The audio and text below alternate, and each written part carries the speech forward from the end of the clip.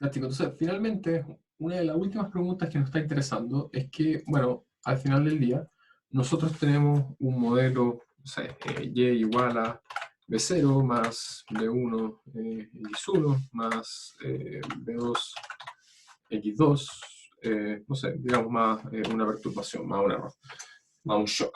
Entonces, imaginemos nosotros estamos efectivamente tratando de estimar ese modelo. Entonces, por lo general, bueno, nosotros no conocemos el verdadero modelo, no conocemos los verdaderos parámetros poblacionales, ¿cierto? Nosotros conocemos estimadores, precisamente porque los estimamos y aprendimos a estimarlos por mínimos cuadrados ordinarios. Entonces, si bien nosotros no conocemos beta 1 y no conocemos beta 2, sí conocemos un estimador por mínimos cuadrados ordinarios de beta 1 y conocemos un estimador por mínimos cuadrados de beta 2. Bueno, y también conocemos un estimador de beta 0. Entonces, ahora, dado que conocemos estimadores, la pregunta es, ¿podremos hacer algo de inferencia utilizando estos estimadores sobre los verdaderos parámetros poblacionales? ¿Podremos inferir algunas cosas? Entonces, lo primero a tener en cuenta, tener bien claro, es que nosotros no conocemos los verdaderos parámetros y no los vamos a conocer, ¿cierto? Pero sí podríamos decir algunas cosas, sí podríamos inferir algunas cosas. Entonces, si nosotros, por ejemplo, conociéramos las varianzas de los estimadores, nosotros podríamos aquí calcular un estadístico, un t-statistic. Entonces, por ejemplo, nosotros podríamos plantearnos la hipótesis nula de que, por ejemplo, el beta 1 es igual a 0. O, por ejemplo, plantear la hipótesis alternativa de que beta 1 es distinto de 0. Por ejemplo, podríamos hacer lo mismo con el beta 2, podríamos hacer lo mismo con el beta 0, e incluso uno podría plantear alguna hipótesis conjunta. Uno podría plantearse la hipótesis de que beta 1 y beta 2 son 0, o la alternativa de que beta 1 y beta 2 son distintos de 0. De que, no sé, beta 1 distinto a beta 2 distinto de 0. ¿Okay? Entonces, efectivamente, uno acá podría plantear un montón de pruebas de hipótesis, uno podría tratar de hacer inferencia de algo sobre los verdaderos parámetros. Entonces, ojo acá, recuerden siempre que uno no conoce los verdaderos parámetros, uno está estimando y haciendo algo de inferencia. Entonces, cuando yo rechazo la hipótesis nula, yo estoy diciendo que con cierto nivel de seguridad, con cierto nivel de confianza, podría afirmar que ese verdadero parámetro es distinto de 0.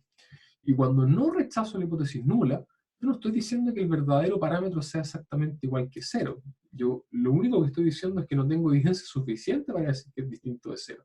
Esta cuestión podría ser cualquier cosa, podría ser 0,1, podría ser 0,2, 0,3, simplemente no tuve evidencia estadística suficiente para poder rechazar la hipótesis nula. Y de nuevo, cuando nosotros rechazamos la hipótesis nula, no estamos diciendo nada más que rechazamos la hipótesis nula. Lo único que estamos afirmando es que con cierto nivel de confianza, esta cuestión no es 0. Nada más. No estamos diciendo cuánto es, ni qué valor tiene, no estamos diciendo nada por el estilo. Lo único que estamos infiriendo en este tipo de problemas. Entonces, efectivamente, con este tipo de cosas, uno podría plantear un estadístico T si efectivamente conociera la varianza del estimador. Entonces, si quieren acá, el t-statistic se podría calcular como el estimador menos el valor poblacional dividido la desviación estándar del estimador.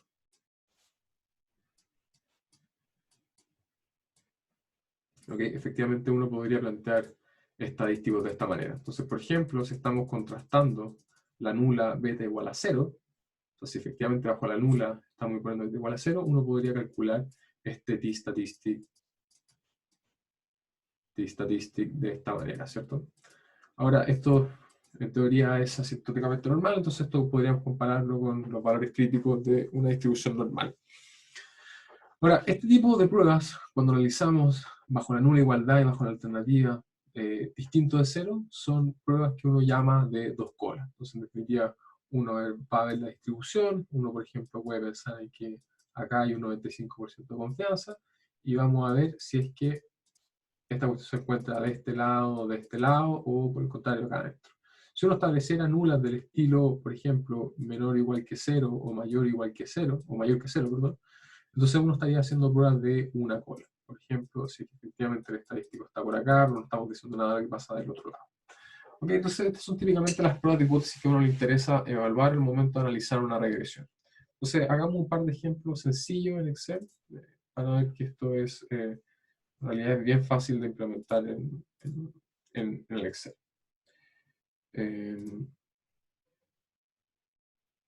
Ok. Ya. Entonces, típico ejemplo así como de econometría 1 de Bujarati. Analicemos la relación lineal que hay entre los años de estudio de las personas y el salario promedio de las personas. Veamos entonces, modelando esto como Y, como variable dependiente, el salario, veamos cómo es esa relación lineal junto con los años de estudio. ¿Ok? Entonces, para hacer regresiones lineales acá en Excel es súper sencillo. Van a análisis, van a datos, a análisis de datos, y acá en análisis de datos van donde dice regresión. Entonces van donde dice regresión. Acá donde dice regresión, entonces van a elegir cuál es la variable dependiente. Acá cuál es la variable Y. En mi caso es el salario de las personas. Fíjense que yo seleccioné del título. Entonces le estoy indicando que el título es la variable que yo estoy estudiando. Entonces para que efectivamente reconozca la primera fila como el título y no la reconozca como un número, yo voy a hacer clic acá en rótulos. Así inmediatamente el Excel entiende que la primera fila que seleccioné son los títulos. Y vamos a indicar todas las variables explicativas que tenemos acá, todas las X. En este caso solamente hay, perdón, en este caso solamente hay una X, que sería los años de estudio, los años de escolaridad. Ahora, fíjense que el reporte de Excel me puede arrojar los intervalos de confianza. Entonces yo podría pedir intervalos de confianza en distintos niveles. Por ejemplo, yo podría pedir al 90 o al 99. Habíamos al 99. Y fíjense, yo acá también podría imponer que me estime estas cosas asumiendo que la constante es igual a 0. Acá en este caso no lo voy a hacer. Entonces miremos la regresión. Esta es la regresión típica que arroja el Excel. ¿Okay? Entonces fíjense que acá tenemos las típicas cosas que uno espera de un reporte de regresión.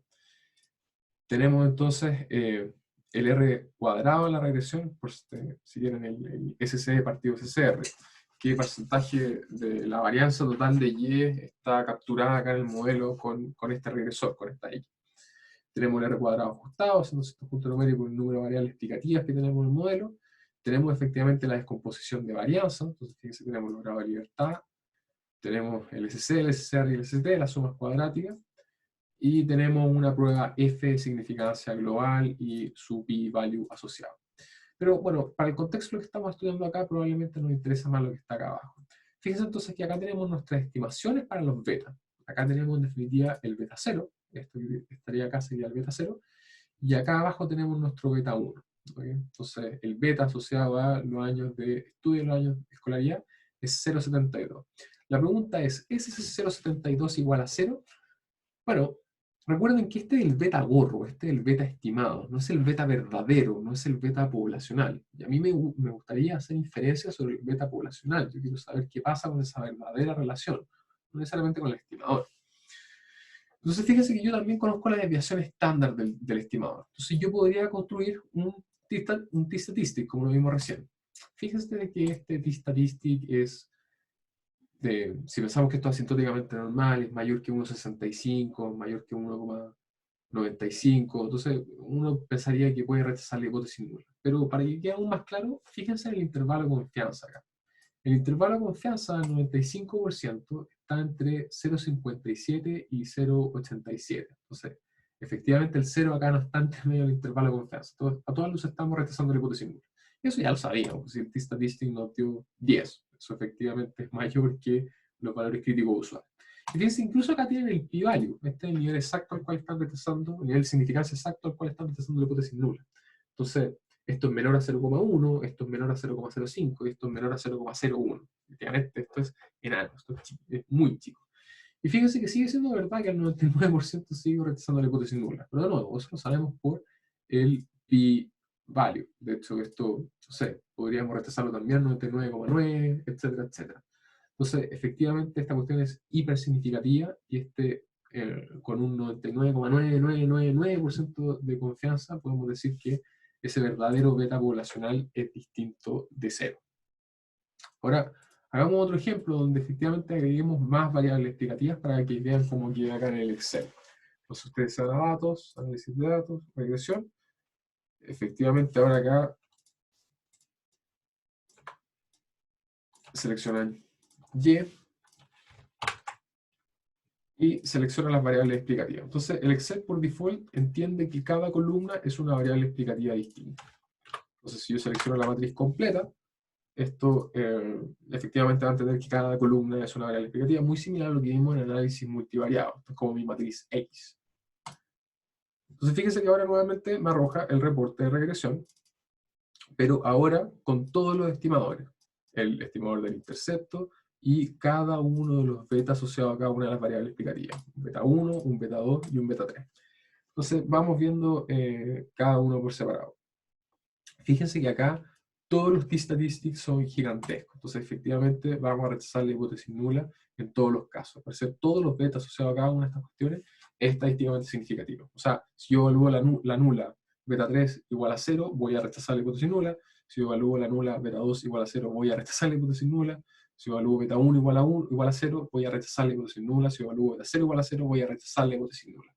Y fíjense que los t-statistics son mayores que los valores críticos al 10%, al 5% y al 1%. Entonces, efectivamente acá vamos a rechazar al 99% en todos los casos.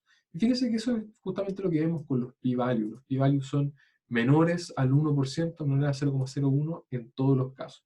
Y de nuevo, pueden mirar los intervalos de confianza. Fíjense que el 0 no está incluido en ninguno de estos intervalos de confianza. Entonces, si evaluamos la hipótesis nula, beta igual a 0, efectivamente podemos rechazar la nula.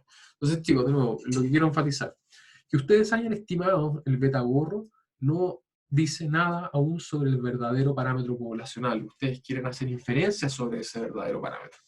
Entonces, por ejemplo, la típica hipótesis nula que uno está interesado en estudiar, no es la única, podría haber otras, pero la típica que uno está interesado en estudiar es si es que ese coeficiente poblacional es igual a 0 o no. Entonces, ustedes pueden plantear estas pruebas de hipótesis.